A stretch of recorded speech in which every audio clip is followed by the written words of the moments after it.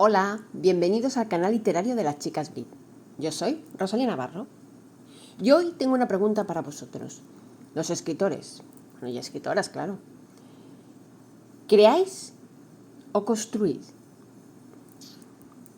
¿Creáis personajes o construís personajes? ¿Creáis obras o construís obras? Interesante. Esta pregunta yo nunca me la había hecho, la verdad. Hasta que un día, hay una librería aquí en Lérida muy conocida, la librería Caselles, que está en la calle Mayor de Lleida. Una de nuestras chicas Brit, Paula Medio, la conoció. En esa librería estrechita, de varias plantas, es muy popular en Lleida esa librería, pues se impartían unas clases de literatura. Quien quisiera pues pagaba una cuota y estabas un curso pues escuchando a un catedrático en literatura, y Ramón Rubinat, que él hablaba constantemente pues de novelas, de libros, sobre todo con tramas de pensamientos e ideas, que son las tramas ideales para debatir. Él buscaba ese tipo siempre de novelas. Y de hecho tenía un grupo de lectura especial dedicado a Stefan Zweig, porque Stefan Zweig, sus tramas todas son de pensamientos e ideas, para filosofar. Bueno, Ramón, yo enseguida me percaté, era un grupo de lectura. Os cuento un poquito mi experiencia de élite al principio. Yo, pues, ya lo comenté más de una vez, carezco de base de estudios por circunstancias de la vida. Mis padres no pudieron darme estudios superiores ni inferiores. Yo todo lo he aprendido por mí misma, soy muy autodidáctica, talleres creativos, talleres literarios. Bueno, pues este taller me apunté, me pareció interesantísimo. Bueno, pues me apunto. Me acuerdo que la primera clase era la de presentación y era un libro complicado, de esos de sesudos. Yo había hecho muchos talleres, incluso había estado 2 años estudiando técnicas narrativas, que es muy diferente al filosofar bajo otro punto de vista. Yo luego me di cuenta de esto más tarde, porque había aspectos que el profesor ignoraba y yo ignoraba muchos aspectos que el profesor impartía. Creo que fue un intercambio de conocimiento. Pero bueno, a lo que voy. En la primera clase, pues claro, estábamos allí todos y no sé por qué, aparte de tu nombre, tenías que decir tu profesión. No sé por qué, la verdad, pero bueno. A mí me gusta ir de incógnito, pero bueno, pensé, pues bueno, hay que decir la profesión, pues se dice. Recuerdo que la mesa era larga, éramos, pues no sé, igual exagero, pero éramos 15 sobre una mesa allí, todos hablando. Pues había una profesora de literatura, había pues un administrativo. Eran profesiones, oye tú. Y cuando me tocó a mí, y dije mi profesión, que era especialista en desinfección de quirófanos, y además personal de mantenimiento en el Ayuntamiento de Lleida, bueno, pues ahí quedó la cosa, todos me miran un poco. En un principio pensé que clasistas. Pero bueno, yo es que paso mucho, ¿eh? Yo como estoy muy orgullosa de mi profesión y no tengo nada de qué avergonzarme, nada, absolutamente nada. El bombero lleva su uniforme, la cajera lleva su uniforme, el policía lleva su uniforme, el político lleva su uniforme y las limpiadoras de mantenimiento de edificios o desinfecciones de quirófanos llevamos nuestro uniforme y con mucho orgullo. Hay que llevarlo con orgullo. Pues yo lo dije, bueno. Empezó la sesión con un libro complicado, había que leer un libro, luego se debatía y tal. Y claro, yo al libro lo que le veía, no tanto como filosofar sobre las ideas, que estaba muy bien, ¿eh? Yo aprendí ahí a filosofar. Bueno, un poquito, un poquito.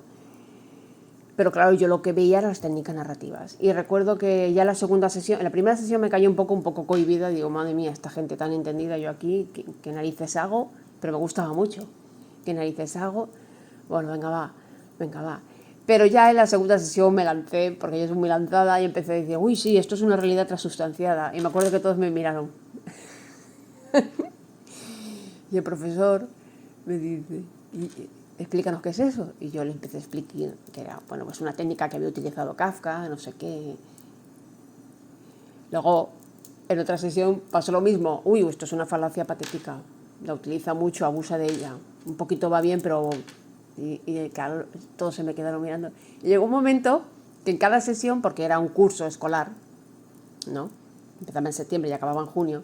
Me acuerdo que en cada sesión, aquí era un cachondeo, porque todos me miraban a mí. ¿Qué técnica es esta? Y la verdad es que tuve muy buen contacto con este profesor, que además es catedrático en literatura. Aprendí muchísimas cosas y una de las preguntas que él me corrigió, porque ha creado una... No ha creado, Rosalía me decía, no ha creado. Vamos a buscar en el diccionario qué es crear. ¿El escritor qué hace? ¿Crea o construye? Y a raíz de esta pregunta, aquello me quedó en la cabeza. Vamos a ver qué dice el diccionario sobre la palabra crear. Pues ni más ni menos que en la palabra crear dice que es introducir algo de la nada. Dios creó cielos y tierra. Es ser Dios, es lo que me dijo él. Crear es ser Dios. O como dice la segunda acepción en el diccionario, establecer, fundar, introducir por primera vez algo, hacerlo nacer, darle vida en sentido figurado. Crear una historia, una industria, un género literario, un sistema filosófico, un orden político, bueno. Claro, él me decía, todo está creado. Y puso como ejemplo Alien, el bicho. ¿A qué os recuerda el bicho? Aquí se ha hecho un bicho a raíz de lo que ya existe. Imita un poco una hormiga o un hormiguero por la punta que tiene el alien. Las manos parecen como de garras, ¿no? Dragones, garras. Dice, aquí hay un poquito de todo. Se ha construido un bicho. ¿A partir de la nada? No. A partir de lo que ya existe. Como los ladrillos, ¿no? Lo que ya existe. Cojo un ladrillo de aquí, otro de allí. Eso es lo que hace el escritor. Construye a partir de lo que ya existe. Los personajes no los construye de la nada. Se inspira en personas, pero no en una persona todo inspirada en ella, no. Coge una cosita de una persona, coge otra cosita.